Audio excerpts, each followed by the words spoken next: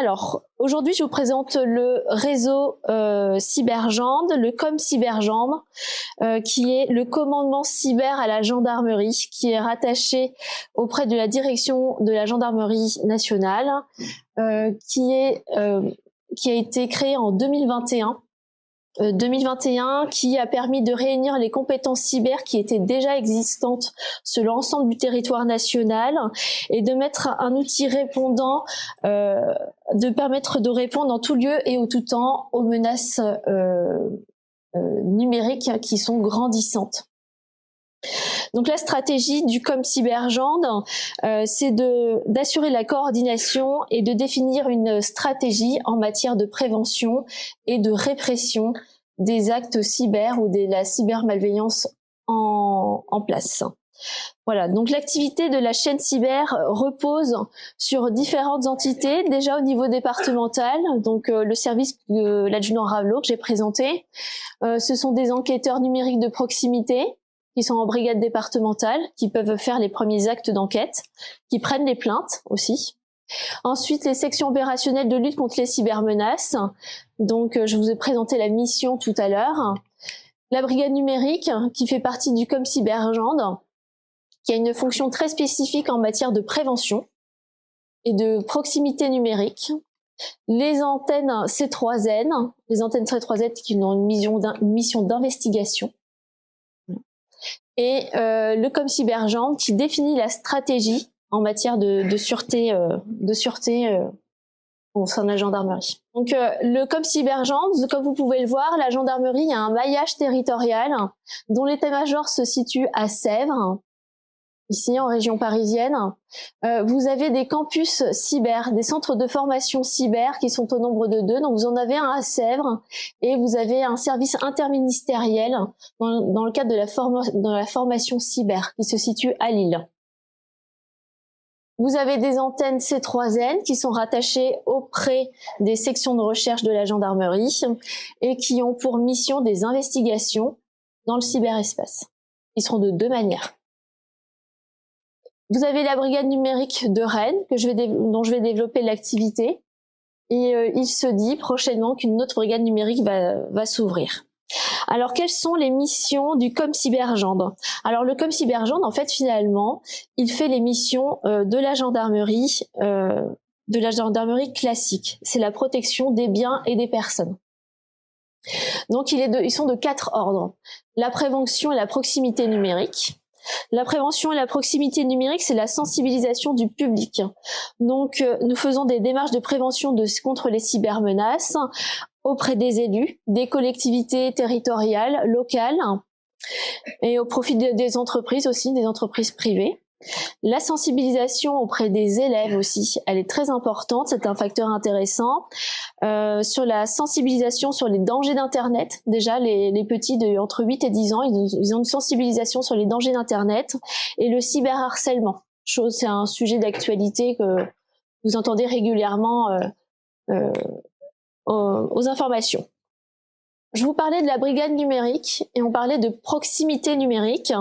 Donc la proximité numérique se traduit par 2 services. Donc la brigade numérique qui est en mesure de répondre aux sollicitations 24 heures sur 24. Si demain vous connectez sur la brigade numérique, vous pouvez dialoguer directement avec un gendarme ou avec un policier. Et ensuite, l'application Ma Sécurité qui permet d'accéder aux différentes plateformes. Alors, les différentes plateformes, mon collègue va vous les énumérer tout à l'heure, mais les plateformes comme Pharos, t'as quoi encore? Stop Djihadisme, qu'est-ce que tu as? Quelques-unes. Beaucoup, mais il va ne vous... spoilez pas. Voilà, je ne te spoil pas. Voilà. Donc voilà, vous avez donc la prévention de proximité numérique, nous l'avons présenté. Ensuite, nous allons faire des investigations et des interventions numériques. Donc les investigations et les interventions numériques, donc elles sont réalisées par les enquêteurs nouvelles technologies et sont assistées par le service de l'adjudant Ravelot. Ils mènent des enquêtes en source ouverte, des enquêtes sous pseudonyme et de la traçabilité des cryptoactifs. Donc ce sont des enquêteurs qui sont capables d'être projetés sur l'ensemble aussi du territoire national lorsqu'il y a la direction opérationnelle de la gendarmerie qui se déplace. Donc c'est une cybercriminalité dite à spectre haut. Vous avez l'appui numérique et l'expertise numérique ici. Donc c'est dans le traitement de la preuve. Lorsque vous avez une personne qui vient déposer plainte, vous avez une entreprise qui a été victime d'une atteinte sur son système d'information, il y a un dépôt de plainte qui est généré et de temps en temps, ou même très régulièrement, il y a des saisies de matériel informatique dans le cadre des enquêtes judiciaires, du pédoporno par exemple, et il y a une analyse du matériel qui est fait. Voilà. Au sein de la gendarmerie et au sein de notre département. Donc, les analyses sont faites ici. Ils peuvent avoir une division technique, la division technique du ComCyberagent, qui peuvent leur donner un appui lors d'enquêtes dites complexes. Voilà. Et la dernière mission du ComCyberagent, c'est la stratégie et les partenariats. Donc la stratégie et les partenariats, ils sont faits à différents niveaux. Au niveau national, donc il y a une collaboration entre les forces de sécurité intérieure. Au niveau européen, où on donne aussi, on participe à l'aspect législatif, et une coopération aussi internationale qui permet d'avoir une coopération internationale dans l'enquête des enquêtes internationales. Voilà. La projection, elle est multidimensionnelle. Donc je vous ai présenté le fonctionnement de la gendarmerie en matière du numérique, le ComCyberagent. Donc maintenant, Mickaël va vous présenter l'état de la menace. Alors, je vais essayer de me dépêcher un petit peu. Ok, je vous ai réveillé. C'est pas grave. Alors, l'état de la menace dans le cyberespace. Parce que c'est quelque chose qui vous concerne tous, que ce soit à titre professionnel ou à titre privé. On a tendance à banaliser un petit peu l'usage d'Internet, se disant c'est sympa, on est chez soi, derrière un écran, et on n'a pas forcément conscience de l'état de la menace derrière. Donc les principales cybermenaces, en règle générale, on a tendance à les regrouper en 6 catégories, donc avec des motivations qui, en règle générale, sont propres à chaque catégorie. L'amateur de sensations fortes, en règle générale, c'est quelqu'un qui se satisfait de casser le site d'une école, histoire de montrer aux copains qu'il est capable de faire. Maintenant, nous, actuellement, ce à quoi on fait face, essentiellement, ça va être des activistes, des États-nations pour revendiquer avec l'actualité, tout ce qui est conflit, revendiquer. Et les activistes, c'est tout ce qui va être, ça peut être des groupes écologistes, ça peut être les personnes qui luttent contre les méga-bassines, qui vont vouloir casser des sites internet. Et après, on a les cybercriminels, donc là, qui est le principal objet de la menace actuelle. Donc ces attaques reposent forcément sur des vulnérabilités. Des vulnérabilités qui sont classées en 3 catégories. La faille humaine, il faut bien l'avouer, maintenant reste quand même la faille la plus exploitée. Parce que les systèmes de sécurité étant de plus en plus performants, forcément les cybercriminels vont miser sur la faille humaine. Donc, faille humaine, branchez une clé USB inconnue. Forcément, vous sortez d'ici, vous trouvez une clé USB par terre, vous la jetez. Dans votre boîte aux lettres, vous trouvez une clé USB, vous la jetez. Vous savez pas ce qu'il y a dessus, il peut y avoir un programme malveillant. Vous branchez, vous en rendez pas forcément compte. Mais la personne qui vous l'a donné peut avoir accès à tout le contenu de votre ordinateur. Ça peut demander un certain temps que vous vous en rendiez compte, vous pouvez même ne jamais vous en rendre compte, mais vous n'avez plus accès à vos données. Donc, hameçonnage, fraude au président, on y reviendra tout à l'heure. Donc, qui repose sur une absence de culture cyber des personnels. Normalement, dans votre génération, vous êtes quand même sensibilisé aux risques cyber, mais ça arrive toujours. Un soir un peu fatigué, vous recevez un SMS, votre compte Netflix arrive à expiration, donnez votre numéro de carte bleue. 1 fois, 2 fois, 20 fois, vous allez faire attention. La 21e, vous allez envoyer votre numéro de carte bleue. On a les failles techniques. Donc là, les problèmes de mise à jour. Toujours faire les mises à jour de vos téléphones, de vos matériels informatiques. C'est hyper important. Parce que les pirates relèvent les mises à jour et établissent des logiciels de piratage qui reposent sur les mises à jour. Une mise à jour pas faite, ils vont tenter. Ça crée une faille dans le système. Eux, ils vont tenter l'attaque, on leur offre. Le fournisseur leur dit que là, il y a un problème, là, il y a une faille. C'est dommage de ne pas l'utiliser. ChatGPT, en avant. Ils en profitent. Mauvaise sauvegarde de données, donc absence de confidentialité, mauvaise gestion de disponibilité, toujours pareil. Pensez à bien cloisonner vos systèmes. C'est bien penser que votre système informatique, il vous est propre, mais c'est pas parce qu'il est chez vous qu'il est en sécurité. Ou dans votre entreprise qu'il est en sécurité. Et après, les failles physiques. Bien veiller à ce que l'accès au serveur soit verrouillé. Ne pas laisser l'accès libre. Pensez à un bon contrôle des personnels. Les règles d'inclusion, d'exclusion. Donc là, tout ça sont des règles à respecter qui sont très importantes. Les modes d'action. L'ingénierie sociale. Alors, en milieu entrepreneuriat, l'ingénierie sociale, très, très, très utilisée par les escrocs. Ils regardent l'entreprise. Avant d'attaquer l'entreprise, ils connaissent toute l'entreprise. Qui travaille, les jours où ils travaillent, les horaires où ils travaillent. Et le jour où ils passent à l'attaque, ils vont téléphoner ou envoyer un mail se faisant passer pour le président, et vont demander à faire effectuer un virement. Mais ils connaissent tout. Et les gens ne vont pas se méfier, et souvent, ça passe. Après, l'utilisation d'outils pour rançonner les victimes, donc ça, tout ce qui est rançongiciel. Les rançongiciels sont vendus sur le dark web. Maintenant, les pirates ne programment plus leurs rançongiciels, ils les achètent. C'est des produits. Vous les trouvez en vente libre sur le dark, ça se fait très bien. Les logiciels malveillants, donc toujours des logiciels publicitaires, un mauvais clic, et c'est le drame. Attaque sur la chaîne d'approvisionnement, donc là c'est vraiment au milieu d'entreprise, le fait de vouloir nuire à une entreprise et attaquer les fournisseurs de matériel afin de nuire à l'entreprise. Et les campagnes de désinformation, de défacement de sites internet. Donc ça, on retourne surtout sur tout ce qui est État-nation activistes qui vont attaquer des sites web, revendiquer, faire passer des messages. Alors, l'écosystème cybercriminel. Menaces, en cybermenaces en 2022. Presque 100 000 faits cyber en gendarmerie. Essentiellement pour 65 000 escroqueries à but de confiance. Qui tombent des attaques, la majorité des attaques, c'est ça, sur les entreprises. Du phishing, des fichiers cryptés. Après, on trouve tout ce qui est atteinte à la dignité. Donc là, c'est tout ce qui est discrimination. Atteinte au stade, système de traitement automatisé des données, c'est les atteintes sur les serveurs. Donc là, attaque sur les serveurs cryptés, demande de rançon, le cryptolocker classique. Menaces et chantage qu'on retrouve avec tout ce qui est du chantage lié à l'amour.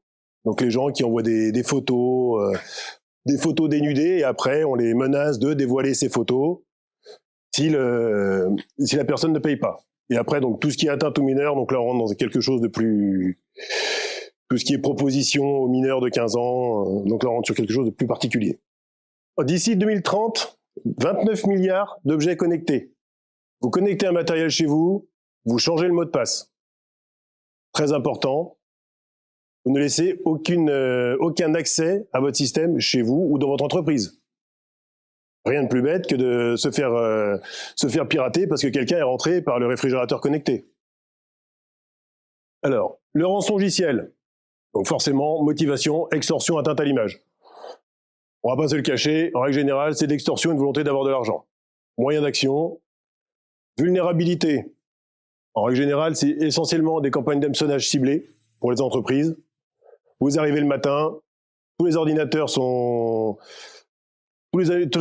cryptés et vous n'avez plus accès à rien. Demande de rançon. Donc après, ce qui pose des soucis sur les données, parce que vous n'avez plus accès à vos données. Vos systèmes de sauvegarde, s'ils étaient en ligne, sont compromis, vous ne pouvez plus les utiliser. Et derrière, vous ne savez pas si les données sont restées en local ou si elles ont été récupérées par l'escroc, qui, en règle générale, une fois qu'on a payé pour déverrouiller les systèmes, demande une deuxième rançon, sinon il divulgue les données récupérées. Donc, chiffrement des données, exfiltration des données, maintenant, en règle générale, il les récupère, quasiment à chaque fois. Effacement des sauvegardes, suppression des traces. Et donc là-dessus, le jour où ça arrive, donc là, normalement, dépôt de plainte, Et donc, dans ces cas-là, ce qui se passe, c'est que nous, on saisit le matériel. Ce qui peut poser des soucis dans certaines entreprises où c'est remonté, c'est pas toujours fait parce que les entreprises, parfois, ne veulent pas déposer plainte eu égard à leur image, ou se disent que le fait de déposer plainte, que leur système soit saisi, ils vont pas pouvoir faire repartir l'entreprise tout de suite. Et donc, dans ces cas-là, préfèrent faire appel à leur société de maintenance, ils réinstallent le système et ils repartent. Donc, des exemples, il y en a plein. Il y en a tous les jours. Ça, c'est... En Allemagne, ça a quand même causé un mort.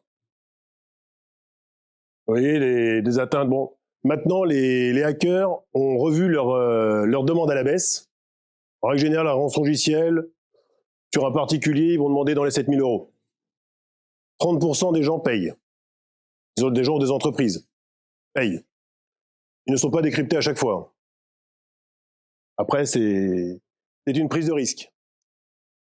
Alors, les rançongiciels, au niveau recensement gendarmerie, ça impacte pour 74% les entreprises, 9% les particuliers.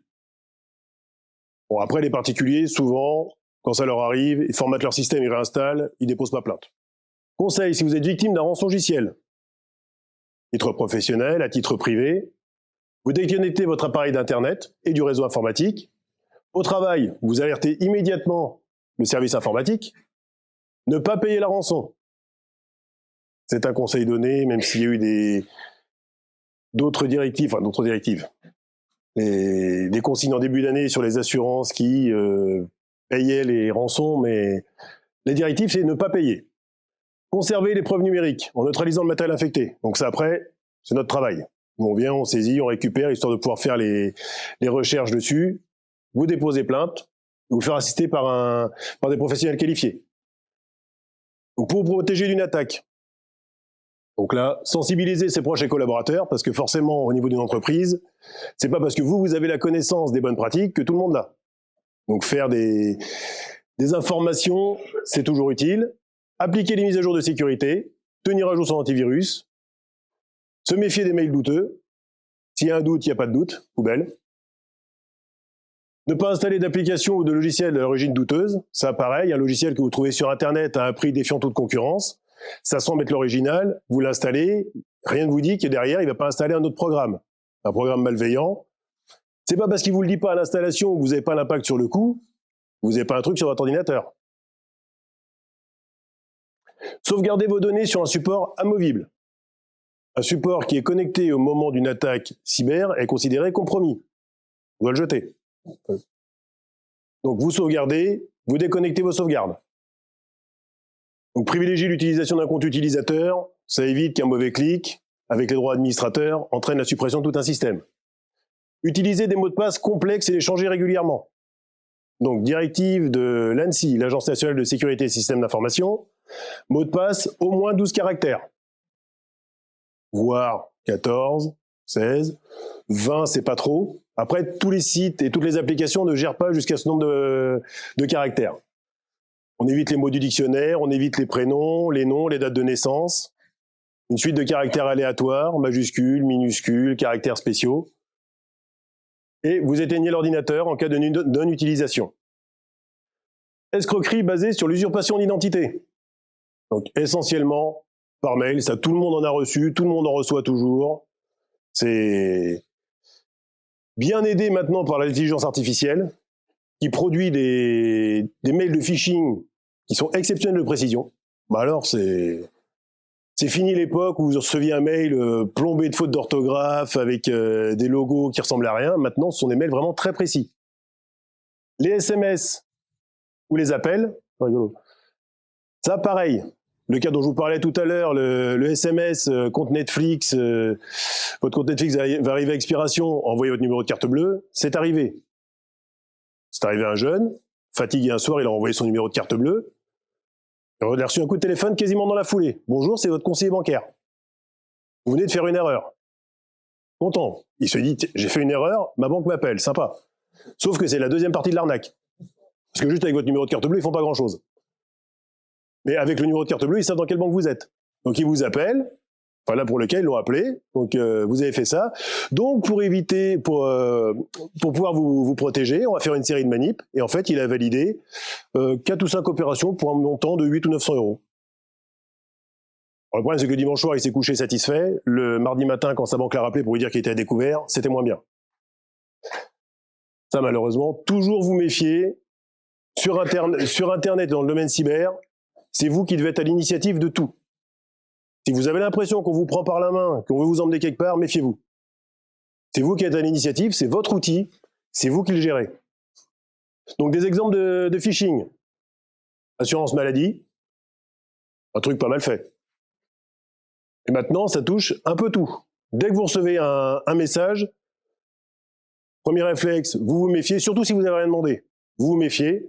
Quand on vous propose un remboursement, si vous n'en attendez pas, c'est bizarre. Et toujours, ne cliquez pas sur les liens, vous vous connectez sur le site, le bon site, vous ne donnez pas vos identifiants.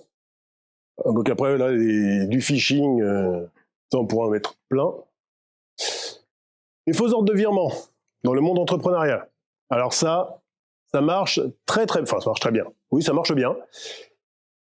Et ça, il y a un travail d'ingénierie sociale qui est fait en amont, qui est très important, ce dont on parlait tout à l'heure. Et donc là-dessus, ça pousse c'est un type d'arnaque.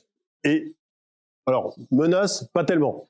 C'est de la persuasion, de la pression, et la victime va faire le virement.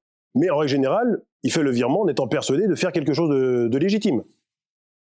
Et on a vu certains cas où il y avait plusieurs virements qui pouvaient être faits sur plusieurs jours d'affilée, voire plusieurs semaines.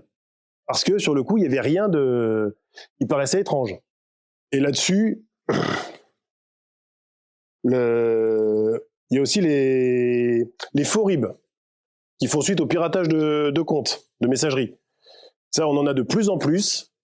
Des gens qui repèrent des transactions imminentes ou récurrentes et qui envoient un mail pour changer un RIB. Ça peut arriver aux entreprises, ça arrive aux collectivités, pour payer une entreprise qui travaille pour la collectivité ou l'entreprise.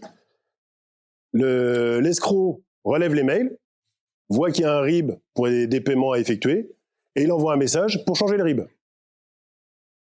Donc là, c'est pareil. Dans ce cas-là, quand vous recevez un mail d'une entreprise qui vous dit bon, mes coordonnées bancaires ont changé, toujours, vous l'appelez. Toujours un contrôle. Alors, le problème, c'est que forcément, la sécurité cyber, ça va vous demander plus de temps. C'est pas forcément un coût tout de suite, mais c'est forcément du temps parce que c'est toujours du contrôle. Et là, pour un paiement, pour les entreprises ou les collectivités, dès qu'il y a un changement de RIB, il faut vérifier. Et pas appeler sur le numéro qui est joint sur le mail. On récupère le bon numéro et on appelle. Oui, puis ne pas communiquer son mot de passe de messagerie. Même s'ils arrivent Et donc, d'où l'intérêt d'avoir un mot de passe de messagerie qui est un mot de passe fort. 12, 14, 16 caractères, et pas des prénoms, des noms. Parce que votre adresse mail, tout le monde l'a, ou l'adresse mail de l'entreprise, tout le monde l'a. Donc, avec un mot de passe simple, s'ils ont accès à la messagerie de l'entreprise, ils ont accès à tout. Le cyberharcèlement. Donc, cyberharcèlement, c'est lorsqu'une ou plusieurs personnes utilisent des moyens de communication numérique de manière délibérée et répétée pour porter atteinte à l'intégrité morale d'une personne. Alors, ça peut être une personne qui harcèle une autre personne, mais ça peut être un groupe, et chaque personne du groupe harcèle une fois. On dit, ouais, c'est pas du harcèlement, je lui ai dit un truc une fois. Mais c'est du point de vue de la victime. Et ça peut être fait au moyen téléphone portable, messagerie instantanée, toutes les formes de moyens cyber, réseaux sociaux, jeux vidéo, et par quelque manière que ce soit, à partir du moment où ça porte atteinte à l'intégrité morale de la personne. 20% des 6-18 ans ont déjà été confrontés au cyberharcèlement. Et donc, comme disait ma collègue tout à l'heure par rapport au permis Internet, en 2021, 205 000 écoliers et collégiens ont été sensibilisés aux dangers d'Internet grâce au permis Internet au niveau gendarmerie, parce que la police le fait aussi. C'est une offre qu'on fait pour c'est une action qu'on fait pour les élèves de CM2 pour les sensibiliser justement aux dangers d'Internet. Utiliser des pseudos où on ne décèle pas leur âge ni leur identité, nom, prénom. Ah oui. Et en 2021, le cyberharcèlement a augmenté de 12%. Donc, conseil pour les victimes de cyberharcèlement, ne pas répondre, pour ne pas attiser la haine, se confier Conserver les preuves numériques, ça c'est pour nous, en cas de dépôt de plainte. Se protéger, déconnecter les réseaux, donc ça c'est la partie compliquée pour un jeune de lui dire, bah non, tu appuies sur tes réseaux sociaux, c'est délicat. Demander le retrait des contenus aux hébergeurs, là c'est toujours pareil, à partir du moment où c'est des vidéos, des photos qui ont été diffusées, même s'ils sont supprimés par les hébergeurs, si les auteurs les ont, ils les rediffuseront. Et déposer plainte. Se protéger du cyberharcèlement, sensibiliser les proches, les collaborateurs, protéger sa vie privée et professionnelle, sur Internet et sur les réseaux sociaux, éviter d'étaler sa vie sur les réseaux sociaux, même si c'est compliqué, des fois pour certains, certaines personnes dévoilent leur vie entière sur Internet, pour nous des fois c'est assez fabuleux. Ne pas commenter ou relayer de propos, photos ou vidéos qui peuvent porter atteinte à une personne, parce qu'à ce moment-là, vous devenez aussi harceleur, vous faites partie du groupe, et signaler les faits de harcèlement. Si vous tombez sur un contenu qui vous choque, qui vous estimez qu'il n'a rien à faire sur Internet, vous pouvez le signaler à la plateforme Pharos. La plateforme où sont signalés tout ce qui est contenu illicite, choquant sur Internet. Et si vous avez un problème, contactez la brigade numérique. Brigade numérique à Rennes. Vous contactez sur le site de la brigade numérique. Vous arrivez sur un chat. Donc, suivant le problème, ils vous conseillent ou de passer dans une brigade, ou à ce moment-là, ils vous rappellent. Et ça vous permet d'avoir des conseils qui sont très pertinents. Et là, juste parler quand même un petit peu du projet cybernétique. C'est le MICA, laboratoire de recherche de l'Université Bordeaux-Montaigne, en partenariat avec la gendarmerie et Orange, qui ont lancé pour une durée de... Alors, à la base, c'est une durée de 3 ans, de 2020 à 2022. Et là, c'était renouvelé jusqu'en 2024. C'est un projet sur le cyberharcèlement. C'est une action de recherche pour se prémunir sur les mécanismes du cyberharcèlement. Je vous donnerai l'adresse tout à l'heure si ça vous intéresse. Leur site est vraiment bien. Donc là, on arrive sur les trafics illicites en ligne. Alors, trafic en ligne représente l'ensemble des domaines de la criminalité traditionnelle. Parce que de toute façon, sur Internet, vous retrouvez la même chose que dans la vie de tous les jours. Les mêmes délits, les mêmes crimes, trafic d'êtres humains, trafic de stupéfiants, trafic d'espèces protégées, commis dans l'espace numérique. Ça facilite, parce que les gens sont derrière leur écran. Ils peuvent commander du contenu pédopornographique, ils peuvent commander des stupéfiants, ils peuvent commander... Et les cybertrafiquants privilégient aujourd'hui le dark web. Donc je suppose que le dark web, vous connaissez tous. Qui a déjà été sur le dark? Pas un? Ah. Si, mais il lève la main comme ça. Oui, toi, oui.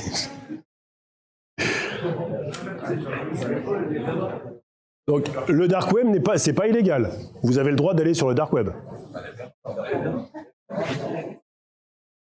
Après, le dark web permet d'aller sur Tor est un darknet qui constitue le dark web. C'est un moteur de recherche spécifique. Après, ça permet, dans certains pays où l'accès à Internet est illimité, de passer outre les limitations. Après, en règle générale, souvent, c'est utilisé pour des actes, on va le dire, criminels ou délictuels. Donc, en règle générale, se livrer à des activités illicites, échapper au contrôle, au filtrage de certains pays, certains hébergeurs, pouvoir diffuser des journaux en Corée du Nord. Et dessus, on trouve du contenu licite non régulé référencé et des contenus et produits illicites. Que le dark, il n'y a aucun référencement dessus. Donc, on arrive à trouver certains endroits qui vous guident, mais le principe de fonctionnement du dark, c'est de n'avoir aucun référencement. Là, vous avez une image qui symbolise la structure d'Internet. 4% ici, c'est tout ce que vous trouvez sur les moteurs de recherche. C'est tout ce qui est référencé. Toute cette partie-là, le deep web, c'est tous les sites auxquels vous pouvez accéder en passant par ici. Vous faites une recherche, vous allez sur le site de votre banque, là il y a un lien qui pointe sur votre compte. Là, on arrive dans cette partie-là. Et cette partie-là, là, on est vraiment sur le dark. Et pour y aller, c'est via des applications particulières. Et pour des emplois, pour des utilisations, je dis, c'est souvent illicite. Donc là, des exemples de personnes qui ont commis des infractions, mais parce que même si ça passe par le dark, on a toujours moyen, nous, derrière, d'investiguer dessus. Et on remonte quand même on retrouve des auteurs et on arrive à avoir des résultats. On a des patrouilles sur le dark, on a des résultats, des personnes qui sont interpellées. Donc ça ne permet quand même pas d'être... pour le criminel, il n'est pas en sécurité parce qu'il passe par le dark. Donc là, quelques conseils et bonnes pratiques. Donc on va revenir un peu sur ce qu'on a dit tout à l'heure. Gérez vos mots de passe avec soin. Donc pour les applications non sensibles, l'ANSSI est revenu sur le fait de dire qu'il fallait changer régulièrement les mots de passe. Si votre mot de passe est fort et que c'est une application non sensible, vous pouvez le conserver. Par contre, tout ce qui est application sensible, il faut changer régulièrement son mot de passe, un mot de passe fort. Donc là, dans ces cas-là, avoir un logiciel de stockage de mots de passe, et sinon vous n'allez pas vous en sortir. Un mot de passe différent pour chaque application, et des mots de passe qui ne sont pas issus de mots du dictionnaire, pas de nom, pas de prénom, pas de date de naissance. Sauvegardez vos données sur un support que vous débranchez. Mise à jour régulière. Vous protégez des virus et autres logiciels malveillants, donc vous évitez de cliquer sur n'importe quel message qui vous paraît étrange. Vous ne mettez pas de clé USB inconnue. Les Wi-Fi publics ou inconnus. S'en méfier aussi. À moins de passer par un VPN qui vous protège un peu, mais on évite. De même que les bornes de recharge pour les téléphones. À moins d'avoir un câble spécifique qui vous permet de ne pas avoir de transit de données dessus, qui vous permet de faire juste de la recharge, parce que personne ne vous dit que quand vous branchez votre téléphone, il n'y a pas quelqu'un qui récupère les données de votre téléphone derrière. De la même manière, quand vous avez un ordinateur portable, que vous voyagez avec votre ordinateur portable, il est éteint et le disque dur est crypté. Mais là, c'est pareil, c'est beaucoup de choses à mettre en place qui sont un peu compliquées pour l'utilisateur, mais qui vous permettent de perdre énormément de données. Séparez vos usages professionnels et personnels. Bon, ça, on le trouve surtout, peut-être plus en milieu des artisans, où ils vont avoir un ordinateur à la maison qui va servir pour le travail, pour la famille, pour... Donc, bien penser à cloisonner vos environnements, pour éviter les sites qui vous semblent douteux, téléchargement depuis des sources sûres, on évite les logiciels à pas cher, accorder le juste niveau de privilège, être administrateur tout le temps, ça sert à rien, protéger votre messagerie électronique, avec un mot de passe fort, on ne divulgue pas le mot de passe. Et maîtriser vos informations diffusées sur Internet. Évitez les messages « je pars en vacances, photo prise devant ma maison, ouh !» Ça, c'est sympa. Ça s'est vu. Ça s'est vu. Donc, faites vraiment attention, ce que vous diffusez sur Internet, c'est accessible par tout le monde. Et il y a des gens qui sont très forts pour retrouver des endroits sur Internet. Il y a des champions de Google Maps qui sont impressionnants. D'une photo, ils vous disent où vous êtes exactement à 100 km près sur le monde. Donc là, les adresses, magendarmerie.fr, c'est la brigade numérique à Rennes. Donc si vous avez une question, un souci, quelque chose qui vous embête, vous connectez dessus, vous posez la question via un chat, ils vont vous répondre. Cybermalveillance.gouv.fr, donc là, vous pouvez vous connecter, il y a des infos qui sont pas mal. Si jamais vous faites pirater, ils peuvent vous mettre en lien avec des sociétés qui vont vous permettre de remettre les systèmes en route. C'est des sociétés qui sont validées par eux. Cyber.gouv.fr, c'est le nouveau site la nouvelle adresse du site internet de l'ANSSI, l'Agence nationale de sécurité des systèmes d'information. Sur ce site, vous allez trouver énormément de documentation, pour les entreprises, à tous les niveaux. Très intéressant, très bien fait. Internetsignalement.gouv.fr, si vous tombez sur quelque chose de pas cool sur Internet, quelque chose qui vous choque, qui n'a rien à faire là, vous pouvez le signaler sur Pharos. Perceval, c'est le site de signalement des fraudes à la carte bleue. Ah, c'est ça que j'ai oublié de parler tout à l'heure. Non, j'ai pas pour longtemps. Et ça, voilà. Sur le site Pharos, il y a 800 signalements par jour d'escroquerie à la carte bancaire. 800 par jour. Donc, carte bancaire, c'est pareil. Vous ne donnez pas votre numéro de carte bancaire à tout le monde. Normalement, vous avez des cartes bancaires sécurisées de quelque manière que ce soit, ou avec des cartes virtuelles, ou avec des numéros qui changent. Et vous ne mettez pas votre vrai numéro de carte bleue, s'il fonctionne, sur Internet. Ne pas répondre quand vous recevez un message avec un cadeau. Vous avez juste les frais de port à payer, vous gagnez un iPhone. Parce que vous validez pour 3 €, vous faites débiter de 400 € et vous n'avez rien. Et donc, le site du projet cybernétique. Et juste moi revenir sur ce que disait ma collègue tout à l'heure. Donc nous, on intervient aussi au niveau des entreprises, des collectivités et des établissements de santé pour effectuer des diagnostics cyber. Donc on passe à la sollicitation de ces établissements et avec les responsables, on effectue un diagnostic cyber. C'est pas un audit, mais c'est un diagnostic pour savoir un petit peu où ils se positionnent en matière de cybersécurité. Et j'ai fini et j'ai été très rapide. Je suis essoufflé.